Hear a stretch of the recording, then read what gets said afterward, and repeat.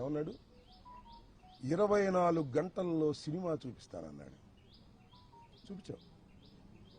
24 గంటల్లో కాదు, సినిమా పెద్ద సినిమా చూపించావు. ఎంత సినిమా చూపించావు? 18 రోజులు సినిమా చూపించావు. నా ఇల్లు పగలగొట్టడంలో సినిమా చూపించావు. నా కార్లు ధ్వంసం చేయటంలో సినిమా చూపించావు. నా ఆఫీసు ధ్వంసం చేయటంలో సినిమా చూపించావు.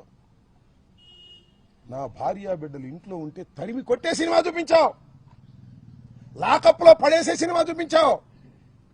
రాజమండ్రి సెంట్రల్ జైల్లో 18 రోజులు ఉండే సినిమా చూపించావు. అవునయ్యా పెమ్మసాని, ఇంత పెద్ద సినిమా తీసావే, బాగా డబ్బున్నాడు కదా.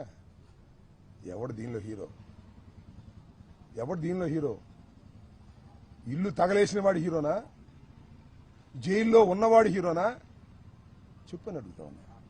ఎక్కడో ఉండి మానిటర్ చేశావే, ఎవరు హీరో? 18 రోజులు జైల్లో ఉన్నవాడు హీరోనా? జైల్లో పెట్టిన వాళ్ళు హీరోనా?